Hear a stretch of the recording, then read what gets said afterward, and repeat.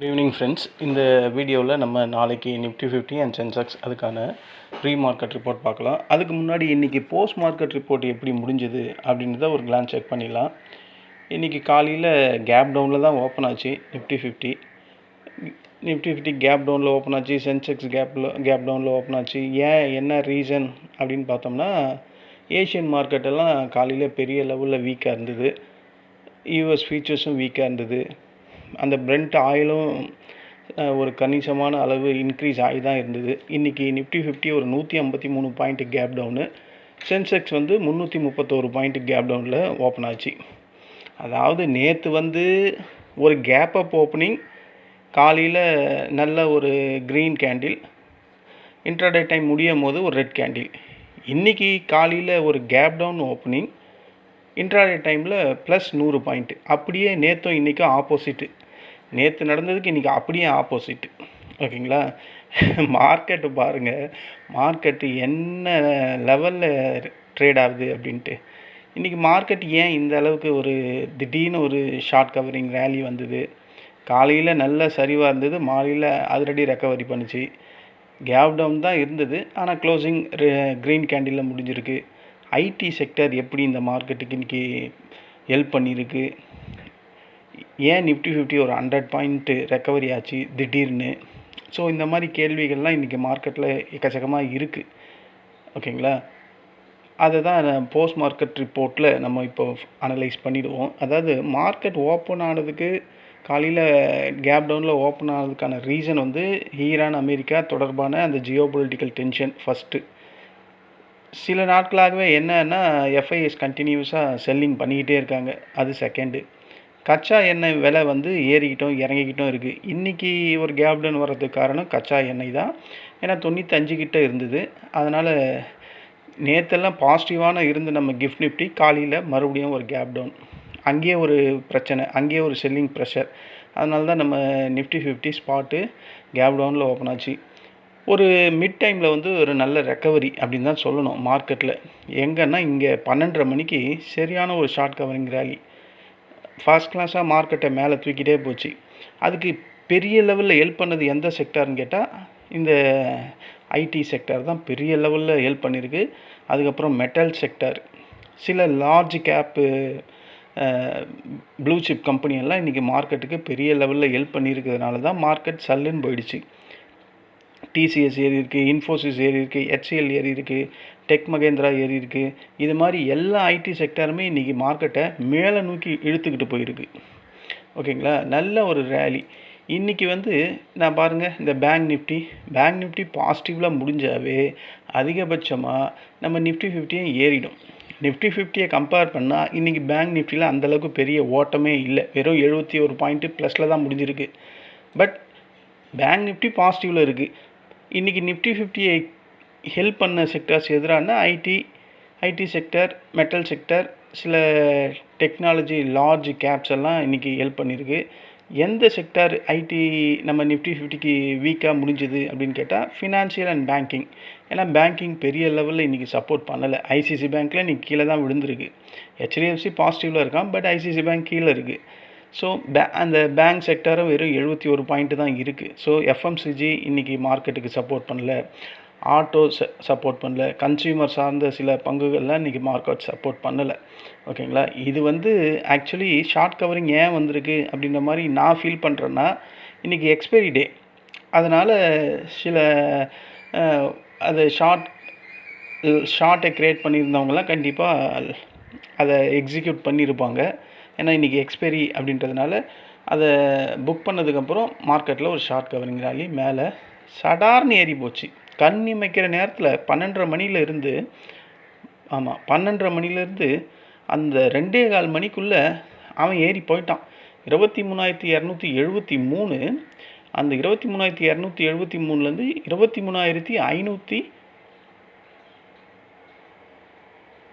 23,273லேருந்து 23,558, ஒரு 160-170 பாயிண்ட்டு ஏறி போயிட்டாங்க. ஃபஸ்ட் கிளாஸான ரேலிங்க. மார்க்கெட்டு எதிர்பார்க்கவே இல்லை.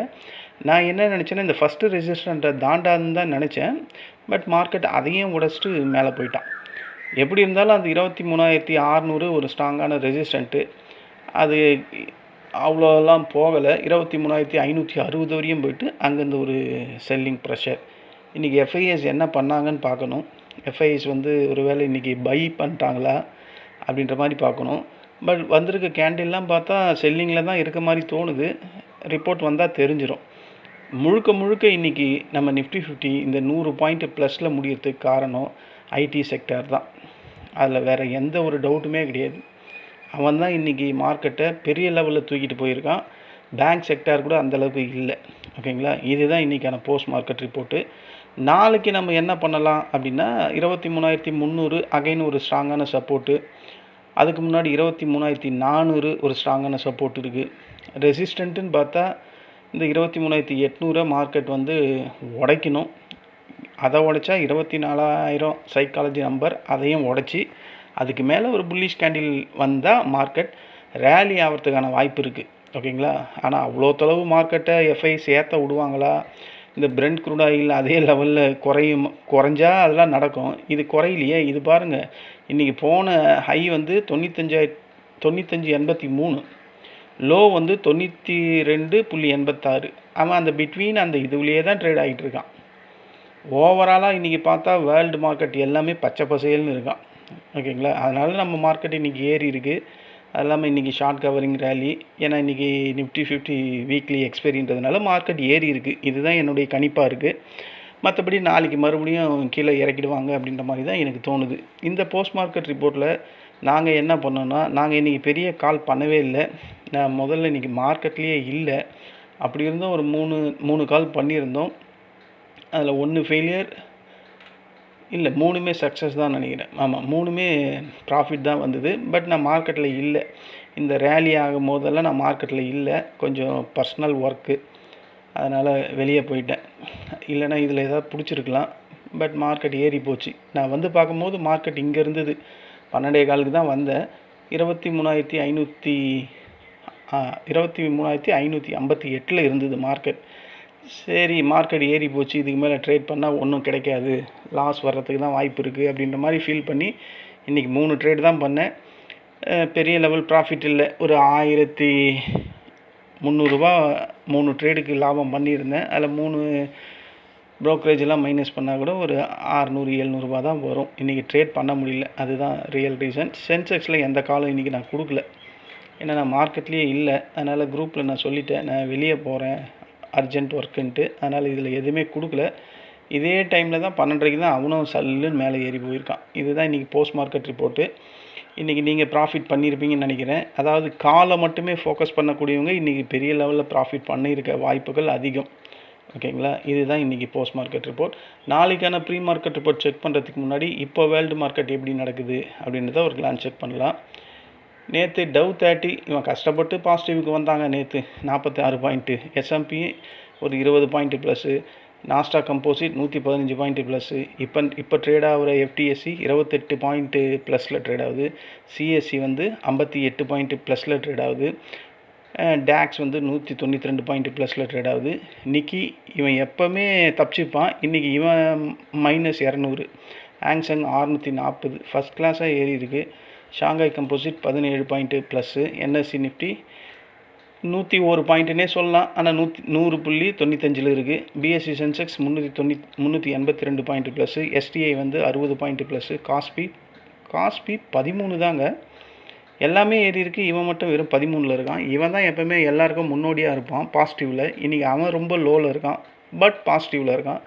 யூஎஸ் டாலர் குறையுது, லிட்டில் பிட்டு தான் குறைஞ்சிருக்கு. அப்புறம் யூஎஸ்டி ஐஎன்ஆர் அது மறுபடியும் இன்க்ரீஸ் ஆகிடுச்சு. 95.265 ட்ரேட் ஆகுது. கோல்டு நல்லாவே இன்றைக்கி ஏறி இருக்குது. சில்வர் வந்து அதுவும் ஏறி தான் இருக்குது. காப்பரும் ஏறி தான் இருக்குது. இந்த க்ரூட் ஆயில் 91.140 ட்ரேட் ஆகுது. இப்போ நடக்கிற டவ் ஃபியூச்சர் என்ன ட்ரேட் ஆகுது அப்படின்னு பார்த்தா 215 பாயிண்ட் மைனஸில் ட்ரேட் ஆகுது. இதை நான் ரெக்கார்ட் பண்ணுற டைம் வந்து 5:30. நாஸ்டாக் ஃபியூச்சர்ஸ் எவ்வளோ ட்ரேட் ஆகுதுன்னு பார்த்தா 32 பாயிண்ட்டு மைனஸில் இருக்குது. இந்த டவ் ஃபியூச்சரும் நாஸ்டாக் ஃபியூச்சரும் நான் 1.5 மணிலேருந்து பார்க்குறேங்க. இந்த ரேஞ்சிலே தாங்க இருக்குது.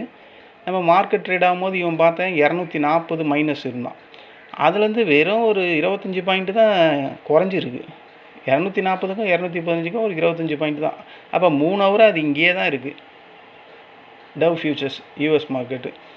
சரி, நம்ம கிஃப்ட் நிஃப்டி எவ்வளோ ட்ரேட் ஆகுதுன்னு பார்த்தா 23,555 ட்ரேட் ஆகுது.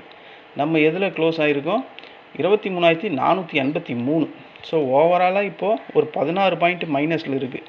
இவன் இத்தனைக்கும் ஒரு 50, 60, 70 பாயிண்ட்டு ஃப்யூச்சரில் ட்ரேட் ஆகிறவன் அவனே வெறும் -16ன்னு இருக்கான். இன்னும் கொஞ்சம் ஏறணும். இது ஏறினா தான் நமக்கு ஒரு அகைன் நாளைக்கு ஒரு கேப் அப் கிடைக்கும்னு நினைக்கிறேன். பார்ப்போம். இந்த பிரெண்ட் க்ரூட் ஆயில் கையில் தான் இது இருக்குது.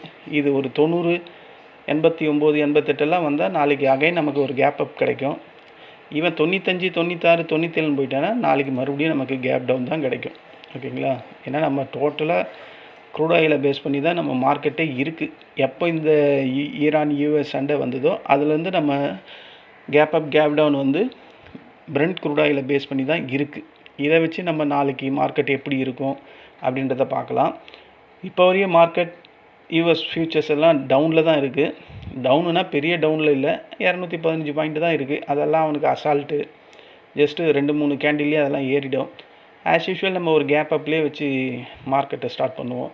பேஸில் இது வந்து சென்செக்ஸு 74,743 முடிஞ்சிருக்கு. வெயிட்டட் ஆவரேஜில் 74,649ன்னு காட்டுறான். ஸோ அங்கேருந்து ஒரு 100 பாயிண்ட் இறங்கி தாங்க இருக்குது. 74,743, 74,649, ஒரு 103 பாயிண்ட்டு, 105 பாயிண்ட்டு டவுனில் தான் முடிஞ்சிருக்கு. ஓகேங்களா? ஒரு கேப் அப் கிடைக்குது அப்படின்னா ஃபஸ்ட்டு ரெசிஸ்டண்ட்டாக இந்த 75,053 first resistant, second resistant 75,383, third வந்து 75,743, ஃபிஃப்த்து வந்து 76,083. இது வரையும் மார்க்கெட் நாளைக்கு போகிறதுக்கு வாய்ப்பு இருக்குது. நாளைக்கே போயிடாது, இந்த வீக் ஃபுல்லாக சொல்கிறேன். ஓகேங்களா? எனக்கு தெரிஞ்சு மார்க்கெட் போனால் எஃப்ஐஏ செல்லிங்கில் இருந்தால் மார்க்கெட் போகக்கூடிய ரேஞ்சு வந்து இந்த செகண்ட் ரெசிஸ்டன்ட் வரையும் போகலாம். 75,383 வரையும் போகிறதுக்கு வாய்ப்பு இருக்குது. எஃப்ஐஎஸ் பையிங்கில் இருந்தால் தான் அதுவும். ஓகேங்களா? இல்லை ஒரு கேப் டவுன் ஓப்பனிங் கிடைக்குது அப்படின்னா ஃபஸ்ட்டு சப்போர்ட்டு 74,304. இதுதான் சென்செக்ஸ்க்கான ஃபஸ்ட்டு சப்போர்ட்டு. அதை ஸ்ட்ராங்காக உடைச்சிதுன்னா 73,932. இதையும் ஸ்ட்ராங்காக உடைச்சா 73,534. இதுக்கு மேலே இது வர்றதுக்கு வாய்ப்பு இருக்குது. ஏன்னா சென்செக்ஸ் எப்போவுமே ஒரு 1000 பாயிண்ட்டுக்கு இன்ட்ராடே ஆக்டிவிட்டி இருக்கும். அப்படின்னும் போது ஃபோர்த்து சப்போர்ட்டு 73,123. இந்த 4 லெவல்ஸ் வந்து நாளைக்கு இன்ட்ராடே லெவல்ஸாக இந்த சென்செக்ஸுக்கு ஆக்ட் ஆகிறதுக்கான வாய்ப்புகள் அதிகம். ஓகேங்களா? நிஃப்டி 50 வருவோம்.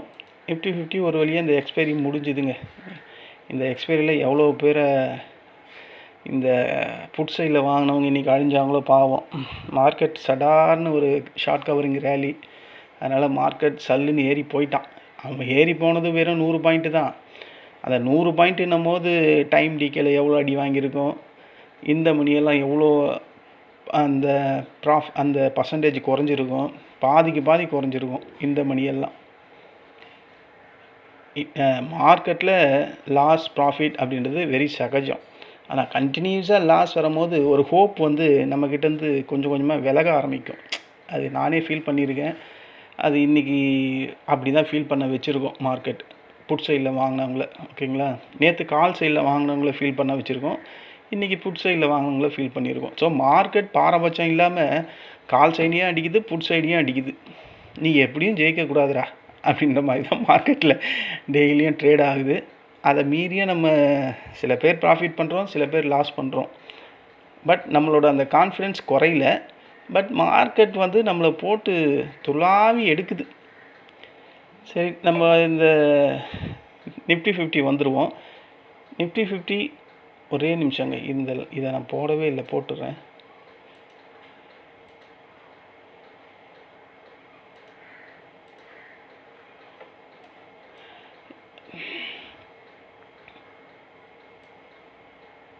நிஃப்டி 50ல் இதுதான் பேஸ். 23,523 முடிஞ்சிருக்கு. வெயிட்டட் ஆவரேஜில் 23,483ன்னு காட்டுறான். இதுக்கே ஒரு 50 பாயிண்ட் வேரியேஷன் இருக்குது. ஓகேங்களா? இதுலேயே ஒரு 50 பாயிண்ட்டு மைனஸில் தான் வெயிட்டட் ஆவரேஜில் க்ளோஸ் ஆகிருக்கு. இதுதான் ஃபஸ்ட்டு ரெசிஸ்டண்ட்டு. ஒரு கேப் அப் வந்தால் 23,605 ஃபஸ்ட்டு ரெசிஸ்டண்ட்டு. அதை ஸ்ட்ராங்காக உடைச்சானா அதோடு இருக்கிறது 23,033 தான் இருக்குது. 23,033. அதுக்கு முன்னாடி இங்கே ஒன்று இருக்குது.